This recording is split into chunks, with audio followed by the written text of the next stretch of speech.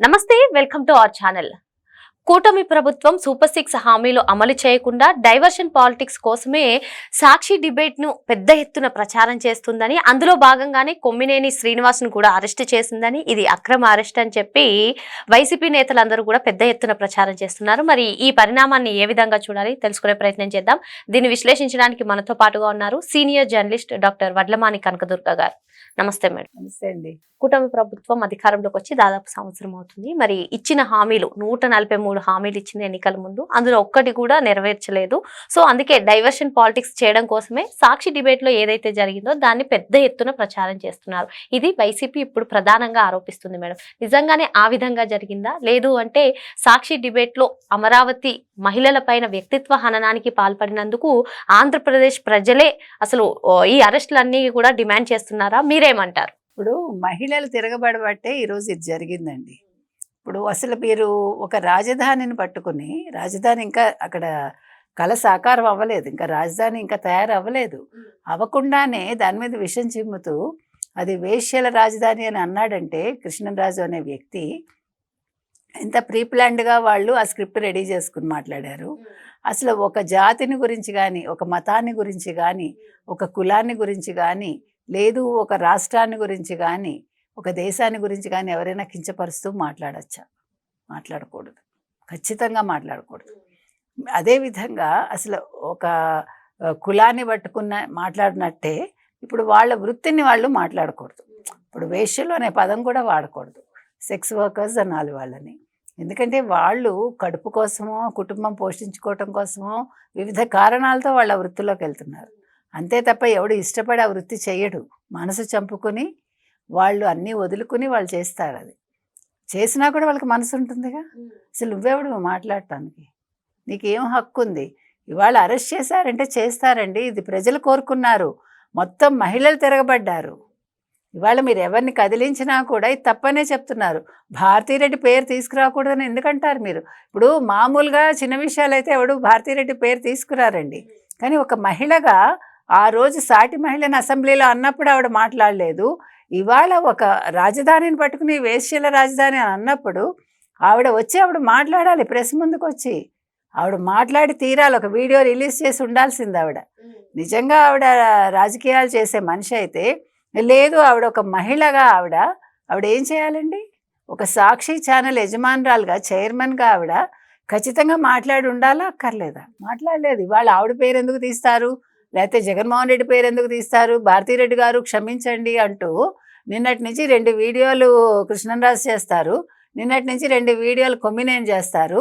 అందులో క్షమాపణలు ప్రజలకు చెప్పకుండా వాళ్ళు భారతీరెడ్డికి క్షమాపణలు చెప్పుకుంటున్నారు. మా వల్ల మీకు ఇంత కష్టం వచ్చేసింది, మేము ఈ వ్యాఖ్యలు చేయటం వల్ల. వ్యాఖ్యలు చేసినందుకు సారీ లేదు, వ్యాఖ్యలు చేసినందుకు బాధ లేదు. ఇప్పుడు భారతీరెడ్డి గారి పేరు బయటకు వచ్చింది, జగన్మోహన్ రెడ్డి పేరు బయటకు వచ్చిందని వీళ్ళు వణికిపోతున్నారు. వణికిపోయి రెండు వీడియోస్, నిన్న ఒకటి ఇవాళ ఒకటి, ఇద్దరు చిరొకటి అనమాట. మొత్తం 2 వీడియోస్ పెట్టి అన్నింటిలో కూడా క్షమాపణలే వాళ్ళకి చెప్పారు, ప్రజలకు చెప్పలేదు. కాబట్టి ఇవాళ మీరు డైవర్షన్ పాలిటిక్స్ అంటున్నారండి. నిన్న కూడా ఇదే మాట్లాడాడు కొమ్మినేని, డైవర్షన్ పాలిటిక్స్ చేస్తున్నారు అని అంటున్నాడు. ఇక్కడ డైవర్షన్ పాలిటిక్స్ ఎవరు చేస్తున్నారండి? ఎందుకు చేస్తారండి? అసలు కొమ్మినేని కూడా అదే పైగా నేను చాలా పేదవాడిని, మా దగ్గర అంత డబ్బులేం లేవు, నాకు వెనకాల ఎవరూ లేరు అంటే అరెస్ట్ అవుతాడేమో అని భయం కొద్దీ ముందే మాట్లాడుతున్నాడు. అంతంత మాత్రం అని అన్నాడు కదా జగన్మోహన్ రెడ్డి ఆవిడని బుట్టా రేణుకని. అలాగా నీ వెనకాల ఎవరు లేరా? నీ వెనకాల సాక్షి ఉంది కదా. నువ్వు 9 ఏళ్ళుగానో ఎంతో సాక్షిలో చేస్తున్నావు, కేఎస్ఆర్ మార్నింగ్ షో చేస్తున్నావు. నువ్వు ఇవాళ ఏమంటున్నాడు తెలుసా అండి కేఎస్ఆర్ గారు? ఇది చంద్రబాబు నాయుడు గారు కక్షపూరితంగా చేయించారు, గతంలో 9 ఏళ్ల క్రితం జరిగింది కూడా ఆయన గుర్తుపెట్టుకున్నారు, అదేవిధంగా లోకేష్ రెడ్ బుక్ రాజ్యాంగంలో ఇది భాగంగా జరిగింది అని అంటున్నాడు ఆయన. తర్వాత కేఎస్ఆర్ షోను ఆపేయడం కోసం కూడా ఈ అరెస్ట్ జరిగింది అంటాడు ఆయన. ఎవడికి కావాలండి మీ షో గురించి? అసలు మీ గురించి ఎవడికి అక్కర్లా. మీ వ్యంగ్యమేంటి, మీ మాట తీరేంటి ప్రజలకి తెలుసు. లక్ష్మీపార్వతి అంటే మీకు రోషం వచ్చి, పౌరుషం వచ్చి, పొడుచుకొచ్చేసింది కోపం. మరి ఇప్పుడు ఎందుకు రాలేదు? వెంటనే మీరు ఏం చేయాలి? మొత్తం అసలు ఆయన వాయిస్ కట్ చేయాలి. కృష్ణరాజు లైవ్ కట్ చేసి మీరు క్షమాపణ అక్కడే చెప్పేసి ఉంటే విషయం ఇంత దూరం రాదు. క్షమించండి, పొరపాటుగా జరిగింది, నేను కృష్ణరాజు గారి చేత సారీ చెప్పిస్తాను, ఇది అనుకోకుండా జరిగింది అని అనుంటే నువ్వు ఇవాళ జర్నలిస్ట్గా మిగిలి ఉండేవాడు. నువ్వు అలా చెప్పించలేదు. కొమ్మినేని గారు చెప్పించకుండా దాన్ని ఎంకరేజ్ చేశాడు ఆయన ఇంకో రకంగా. ఏమో చూసుకోండి మళ్ళీ మీ మీద ఏమైనా వస్తుందేమో, మిమ్మల్ని ఏమైనా కొడతారేమో అని నవ్వాడు. అంటే నువ్వు మాట్లాడు సుమా, ఇవన్నీ వస్తాయిలే పర్వాలేదు అని. అంటే ఎవరు కూడా చంద్రబాబు నాయుడు గారు ఇంత సీరియస్గా తీసుకుంటారు, అరెస్టులు చేయిస్తారని అనుకోవాలా. ఎందుకంటే తను అరెస్ట్ చేసిన వాళ్ళని ఆయన వదిలేశాడు. కానీ ఇది మహిళా రైతులు కోరుకున్నారు, అమరావతి మహిళలు కోరుకున్నారు, ఆంధ్రప్రదేశ్కి చెందిన ప్రతి మహిళ కోరుకుంది. అంటే ఎన్ని కోట్ల మంది ఉన్నారో మనకు తెలియదు. అన్ని కోట్ల మంది ప్రజల మనోభావం ఇది. ఇది ఒక రాష్ట్రానికి చెందింది కాదండి. ఇవాళ చాలా రాష్ట్రాల్లో దీని మీద చర్చ జరిగింది, జరుగుతోంది. చాలామంది మహిళలు ముందుకు వస్తున్నారు, వేరే రాష్ట్రాల వాళ్ళు కూడా. ఆ ఇద్దరిని మీరు జైల్లో పెట్టకండి, వాళ్ళ మీద తిండి దండగ మీకు, మాకు అప్పచెప్పండి మేము చూసుకుంటామని అంటున్నారు వేరే రాష్ట్రాల రాజకీయ నాయకులు. మీకు తెలుసో లేదో. అంటే మీరు ఒకళ్ళని అరెస్ట్ చేశాక వాళ్ళు కూర్చోబెట్టి మేపకండి, మాకు అప్పచెప్పండి మేము చూసుకుంటాం వాళ్ళ సంగతి, వాళ్ళ కొవ్వు దింపుతామని అంటున్నారు. కాబట్టి ఇది ఒక ఆంధ్రప్రదేశ్ ప్రజలు అంటున్నది కాదు, ఆంధ్రప్రదేశ్ మహిళలే అంటలేదు, చాలా రాష్ట్రాల వాళ్ళు అంటున్నారు. ఎందుకంటే వాళ్ళు ఈ రిపోర్ట్ పెట్టుకుని, ఈ టైమ్స్ ఆఫ్ ఇండియాది, ఆ రిపోర్ట్ మీద వాళ్ళు ఏం మాట్లాడుతున్నారు, ఆంధ్రప్రదేశ్ నెంబర్ 1లో ఉంది. నీ తలకాయ, ఆంధ్రప్రదేశ్ నెంబర్ 1లో లేదు. Karnataka number 1, Andhra Pradesh number 2. Karnataka 20 point ఎంతో ఉంది, ఆంధ్రప్రదేశ్ 15.67 ఎంతో ఉంది. కాబట్టి అంటే అది కూడా లెక్కలు సరిగా తెలియదు. నేను చెప్తున్నది అది మీకు. మొత్తం భారతదేశంలో 5 ప్లేసెస్ ఈ నెంబర్ 1 to 5 వచ్చాయన్నమాట.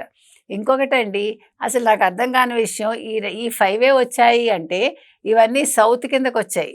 ఒక గోవా ఒకటే వేరే చోట వచ్చింది. మరి మహారాష్ట్ర ఏమైంది, మరి కల్కట్టా ఏమైంది? రెడ్ లైట్ ఏరియాస్ అక్కడ ఎక్కువ కదా, కల్కట్టా జనాభా ఎక్కువ కదా. అంటే ఈ సర్వే సమగ్రం కాదేమో మనకు తెలీదు.